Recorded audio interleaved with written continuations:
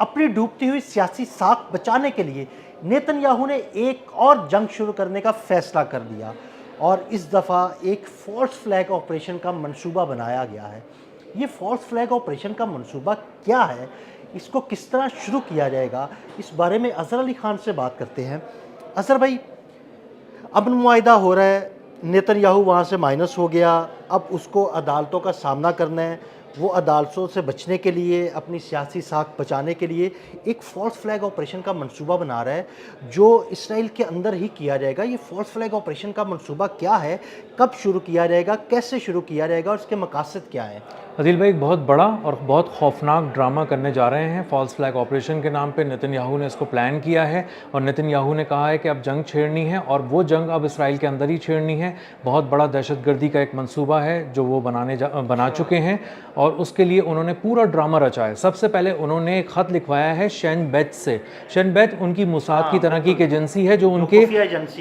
جو ان کے اندرونی معاملات کو دیکھتی ہے، اور اب وہ اتنی طاقتور ہو چکی ہے کہ موساد کے ساتھ جا کے وہ بیرونی معاملات بھی دیکھنا شروع ہو گئی ہے۔ شین بیت کے چیف نے خط لکھا اور اس نے کہا ہے کہ ایک دہشت گردی کا ایک منصوبہ بنایا جا رہا ہے اور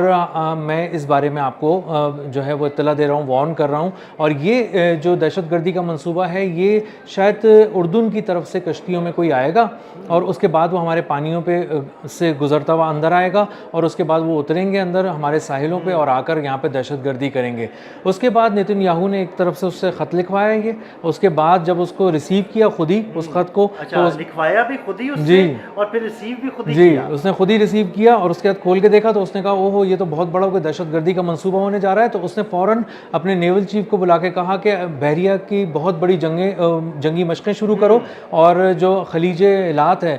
وہاں پہ جو جارڈن کے قریب سے جو پانی گزر کے آ رہا ہوتا ہے وہاں پر وہ کرو۔ اچھا، انہوں نے جو لکھا ہے اپنی جو ایک وارننگ دی ہے، جو الرٹ جاری کیا ہے، اس الرٹ میں شین بیت نے لکھا ہے کہ ایک کشتی تھی جو بہت ہی قریب پہنچ گئی تھی لیکن ایک نظر پڑ گئی کسی ایک جنگی بوٹ کی، تو اس نے اس کو دیکھ کر فوراً فائرنگ کر کے تباہ کر دیا۔ تو اس کا مطلب یہ ہے کہ شاید ہمیں چیک کیا جا رہا تھا کہ ہماری تیاری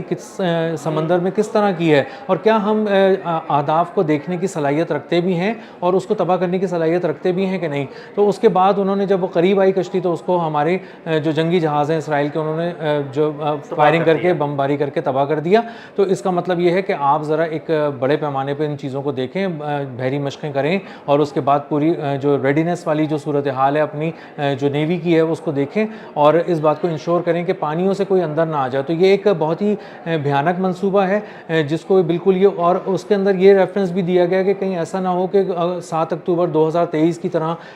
بہت سارے لوگ اندر نہ آ جائیں سرحد کے اندر اور وہ ساری چیزیں نہ کریں۔ تو وہ اب فلسطین سے بھی ڈرا رہے ہیں، حزب اللہ سے بھی ڈرا رہے ہیں اور ایران کو بھی ڈرا رہے ہیں، اور اسی ڈر کو پیدا کر کے وہ دراصل اپنا منصوبہ بیچ رہے ہیں جو انہوں نے فالس فلیگ آپریشن کا بنایا ہے۔ اور یہ منصوبہ ایک ایسے موقع پہ بنایا جا رہا ہے عدیل بھائی جب اس کی ساکھ تباہ ہو چکی ہے، برباد ہو چکی ہے۔ 92% اسرائیلیوں نے یہ طے کر لیا ہے کہ اس کو یہاں سے چلے جانا چاہیے نیتن یاہو کو، اور اگر اب وہ کھڑا ہوا کسی طرح کے الیکشن میں تو اس کو ووٹ نہیں ملنے والا۔ یعنی اظہر بھائی، جس طرح پہلے اس نے مشرق وسطیٰ میں خوف بیچا تھا اور خوف بیچ کے ایک خوف کی فضا بنائی تھی ایران کے خلاف، اب وہ پھر ایک خوف کی فضا بنا کر خوف بیچنے جا رہا ہے اور اپنے آپ کو عدالتوں سے بچانے جا رہا ہے۔ جی بالکل ایسے ہی ہے، یہ بیچتا ہے خوف۔ دنیا کا سب سے بڑی خوف کی دکان نیتن یاہو کی ہے۔ اس نے $8,000 ارب کا خوف بیچا ہے امریکہ کو آج تک، اور مختلف قسم کے دشمن سامنے کھڑے کر کر کے بتایا کہ یہ تمہارا دشمن ہے، عراق تمہارا دشمن ہے، ایران تمہارا دشمن ہے۔ تو 8 ٹریلین کا جب یہ لاس اٹھانے کے بعد اب امریکہ کو سمجھ میں آ گیا کہ ہمارا دشمن اصل میں کوئی اور نہیں ہے، نیتن یاہو ہے۔ تو یہ نیتن یاہو اس وقت ناکام ہو چکا ہے۔ اس وقت جو یہ خوف بیچ رہا ہے اب یہ اسرائیلیوں کو خوف بیچ رہا ہے اور کوشش کر رہا ہے کہ کسی طرح سے خوف کی فضا قائم کی جائے اور وہیں پہ حملہ کیا جائے اندر، تاکہ اس کو پتہ چل جائے کہ ایران دیکھو کس طرح حملے کرا رہا ہے، اردن کی طرف سے کرا رہا ہے، لبنان کی طرف سے کرا رہا ہے، اور اس سے جنگ کرنا بہت ضروری ہے۔ اور یہ سب اس ایسے موقع پہ کر رہا ہے جب اس کے سر پہ تلوار لٹک رہی ہے ایک ایسی سخت سزا کی جس کے بعد وہ اب ساری زندگی جیل میں رہے گا۔ سلاخوں کے پیچھے رہے گا اور اتنے اس نے کیپٹل قسم کی جو چیزیں کی ہوئی ہیں، پنشمنٹس اس کو ملنے والی ہیں، جس کے بعد اندازہ ہوتا ہے کہ وہ اب زندہ باہر نہیں آ سکے گا، اس کو پوری عمر جیل میں ہی رہنا پڑے گا۔ اچھا اظہر بھائی، یہ خوف کی فضا بنا کے، یہ فالس فلیگ آپریشن کا منصوبہ بنا کے دوبارہ پھر کیا ایران کو ہی ٹارگٹ کرنے کا منصوبہ ہے؟ اس کو جواز چاہیے عدیل بھائی، اس کو کسی طرح سے بھی جواز چاہیے، ایران کے حوالے سے اور لبنان کے حوالے سے، اور لبنان میں بھی اس کے قدم آگے بڑھ رہے تھے، وہ رک گئے ہیں کیونکہ ایران نے بھی اس کو لگام ڈال دی ہے اور ڈونلڈ ٹرمپ نے بھی لگام ڈال دی ہے، اور اب وہ اپنے فاصلے وائٹ ہاؤس سے، واشنگٹن سے بڑھا رہا ہے، اور وہ اسی لیے یہ سب چیزیں کر رہا ہے کیونکہ اس کو سمجھ میں آ گیا ہے کہ اس کو یہ محاذ گرم رکھنا تھا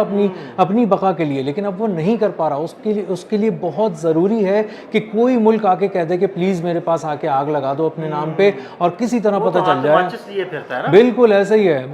مٹی کا تیل اور ماچس ہاتھ میں لیے پھرتا ہے، جہاں دیکھتا ہے وہاں بم مار دیتا ہے، جہاں دیکھتا ہے وہاں پہ حکومت گرانے کی بات کرتا ہے۔ تو بری طرح سے ایران میں ناکام ہو چکا ہے، لبنان میں ناکام ہو چکا ہے، اب اس کے پاس کوئی اور محاذ جنگ اس کو مل نہیں رہا، تو اس نے کہا چلو اسرائیل کا محاذ گرم کرتے ہیں، اپنے ہی یہودیوں کو مارنے کا ایک پلان بنا لیا اس نے بڑے پیمانے پہ، اور ایک بہت بڑے حملے کی تیاری کر رہا ہے، اور اس بڑے حملے کے ہونے کی صورت میں وہ لوگوں کو، دنیا کو بتائے گا کہ خطرہ ٹلا نہیں تھا، جنگ رکنی نہیں چاہیے تھی۔ دیکھیں جنگ آپ یہ تو اس خبر میں ایسی باتیں بھی آ رہی ہیں کہ کیا دنیا ایک اور 9/11 دیکھنے والی ہے، یا کوئی ایسا منصوبہ سامنے آ رہا ہے، اس طرح کی باتیں بھی ہوئی ہیں۔ اس طرح کی باتیں ہو رہی ہیں، ان کے اپنے ریسرچرز کر رہے ہیں کہ لگتا ہے کہ امریکہ کو ایک اور 9/11 دیکھنا پڑے گا، ایک اور پرل ہاربر دیکھنا پڑے گا اتنے بڑے پیمانے پہ۔ جب اتنے سارے امریکی مریں گے تب جا کے شاید ان کو خیال آئے گا، اور یہ اسرائیل کے ریسرچر نے کہی ہے بات، اور ہمیں کسی بھی ریسرچر کو، کسی بھی عام آدمی کو اب اسرائیل کے عام آدمی نہیں سمجھنا چاہیے، کیونکہ وہ نتن یاہو ان کو پلانٹ کرتا ہے، ان کو انکریج کرتا ہے، اوپر لے کر آتا ہے، ان سے بیانات دلواتا ہے۔ تو اب اسرائیل سے جو بھی بات ابھر کر سامنے آ رہی ہے، دراصل وہ نتن یاہو کے الفاظ ہیں،